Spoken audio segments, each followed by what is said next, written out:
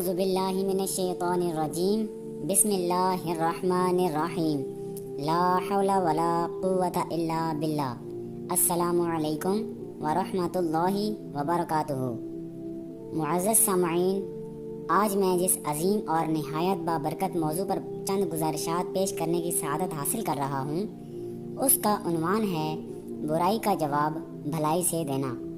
یہ کوئی معمولی بات نہیں بلکہ اسلام کا وہ انقلابی اصول ہے جو دشمنوں کو دوستوں میں بدل دیتا ہے، ٹوٹے دلوں کو جوڑ دیتا ہے، نفرتوں کو محبتوں سے مٹا دیتا ہے اور ایک ایسا معاشرہ قائم کرتا ہے جہاں امن، صلح اور رحمت کی خوشبو ہر سو پھیل جاتی ہے۔ یہی وہ تعلیم ہے جو ہمیں قرآن دیتا ہے، یہی وہ کردار ہے جو ہمیں نبی کریم صلی اللہ تعالیٰ علیہ وآلہ وسلم کی سیرت سے نظر آتا ہے، اور یہی وہ روش ہے جو ایک مومن کو باقی انسانیت سے ممتاز بناتی ہے۔ اللہ تعالیٰ قرآن پاک میں ارشاد فرماتا ہے وَلَا تَسْتَوِي الْحَسَنَةُ وَلَا السَّيِّئَةُ ادْفَعْ بِالَّتِي هِيَ أَحْسَنُ فَإِذَا الَّذِي بَيْنَكَ وَبَيْنَهُ عَدَاوَةٌ كَأَنَّهُ وَلِيٌّ حَمِيمٌ۔ ترجمہ: اور نیکی اور بدی برابر نہ ہو جائیں گی، اے سننے والے، برائی کو بھلائی سے ٹال، جب ہی وہ کہ تجھ میں اور اس میں دشمنی تھی ایسا ہو جائے گا جیسا کہ گہرا دوست۔ اب ہم اس آیت کے اوپر آج چرچا کریں گے اور اس انداز میں چرچا کریں گے تاکہ پیارے محمد مصطفیٰ صلی اللہ تعالیٰ علیہ وآلہ وسلم کی پیاری امت کو اس بات کی سمجھ آ جائے کہ برائی کا جواب بھلائی سے دینے کے کتنے فائدے ہیں۔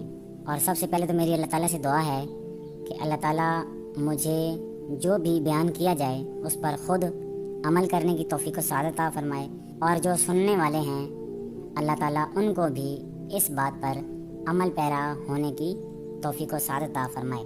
حضرت عبداللہ بن عبید رضی اللہ تعالی عنہ فرماتے ہیں، جب غزوہ احد میں پیارے محمد مصطفیٰ صلی اللہ تعالیٰ علیہ وآلہ وسلم کے سامنے والے مبارک دانت شہید ہوئے اور آپ کا چہرہ انور لہو لہان ہو گیا تو عرض کی گئی، یا رسول اللہ صلی اللہ تعالیٰ علیہ وآلہ وسلم، آپ ان کافروں کے خلاف دعا فرمائیں۔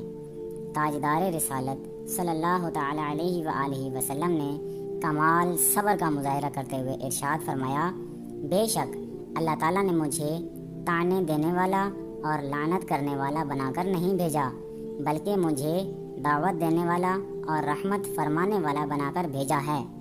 پھر آپ صلی اللہ تعالیٰ علیہ وآلہ وسلم نے دعا فرمائی، اے اللہ میری قوم کو دین اسلام کی ہدایت دے، کیونکہ وہ مجھے جانتے نہیں۔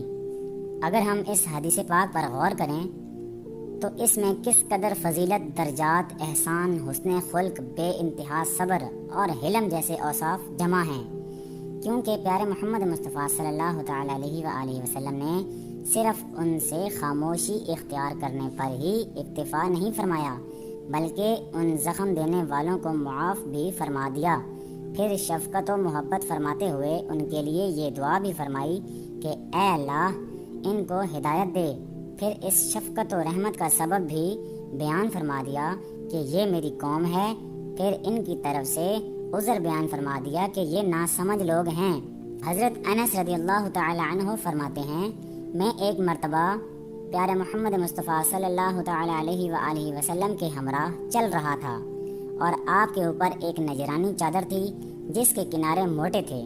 اتنے میں ایک اعرابی ملا اور اس نے آپ صلی اللہ تعالیٰ علیہ وآلہ وسلم کی چادر کو پکڑ کر بڑے زور سے کھینچا، یہاں تک کہ میں نے پیارے محمد مصطفیٰ صلی اللہ تعالیٰ علیہ وآلہ وسلم کے کندھے پر زور سے چادر کھینچے جانے کی وجہ سے رگڑ کا نشان دکھا۔ اس اعرابی نے کہا، اے محمد صلی اللہ تعالیٰ علیہ وآلہ وسلم، اللہ تعالیٰ نے جو مال آپ کو دیا ہے وہ میرے ان اونٹوں پر لاد دو، کیونکہ آپ نہ مجھے اپنے مال سے دیتے ہیں اور نہ ہی اپنے والد کے مال سے دیتے ہیں۔ پیارے محمد مصطفیٰ صلی اللہ تعالیٰ علیہ وآلہ وسلم خاموش رہے اور صرف اتنا فرمایا کہ مال تو اللہ تعالیٰ کا ہی ہے اور میں تو اس کا بندہ ہوں۔ پھر ارشاد فرمایا کہ اے اعرابی، کیا تم سے اس کا بدلہ لیا جائے جو تم نے میرے ساتھ سلوک کیا؟ اس نے عرض کی، نہیں۔ ارشاد فرمایا کیوں نہیں؟ اعرابی نے عرض کی کیونکہ آپ کی یہ عادت کریمہ ہی نہیں کہ آپ برائی کا بدلہ برائی سے لیں۔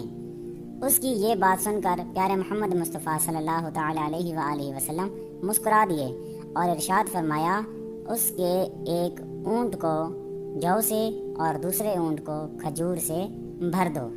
میں نے جو آپ کے سامنے آیت کریمہ تلاوت کی ہے، اس آیت سے ہمیں یہ بھی معلوم ہوتا ہے کہ دین اسلام میں مسلمانوں کو اخلاقیات کی انتہائی اعلیٰ جامعہ اور شاہکار تعلیم دی گئی ہے کہ برائی کو بھلائی سے ٹال دو۔ جیسے کسی کی طرف سے تکلیف پہنچے تو اس پر صبر کرو، کوئی جہالت اور بیوقوفی کا برتاؤ کرے تو اس پر حلم و بردباری کا مظاہرہ کرو۔ حضرت عقبہ بن عامر رضی اللہ تعالی عنہ فرماتے ہیں میں نے پیارے محمد مصطفیٰ صلی اللہ تعالی علیہ وآلہ وسلم سے ملاقات کی اور عرض کی کہ مجھے افضل اعمال کے بارے میں بتائیے۔ ارشاد فرمایا جو تجھے محروم کرے تم اسے عطا کرو، جو تم سے رشتہ داری توڑے تم اس کے ساتھ رشتہ داری جوڑو، اور جو تم پر ظلم کرے تم اسے معاف کرو۔ اور اب آپ کو یہ بتاتا ہوں کہ یہ آیت کیوں نازل ہوئی، اس کا شان نزول کیا تھا۔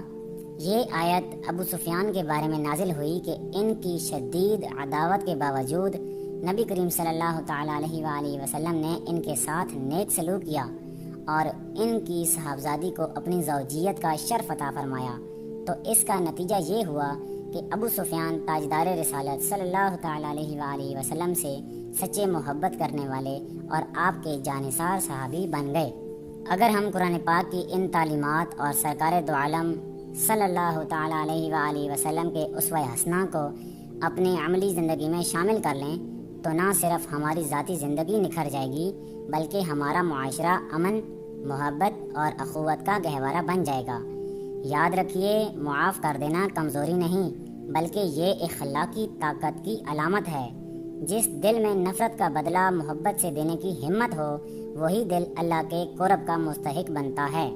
اللہ تعالی ہمیں پیارے محمد مصطفیٰ صلی اللہ تعالیٰ علیہ وآلہ وسلم کے اخلاق حسنہ پر عمل کرنے کی توفیق و سعادت عطا فرمائے۔ وما علینا الا البلاغ المبین۔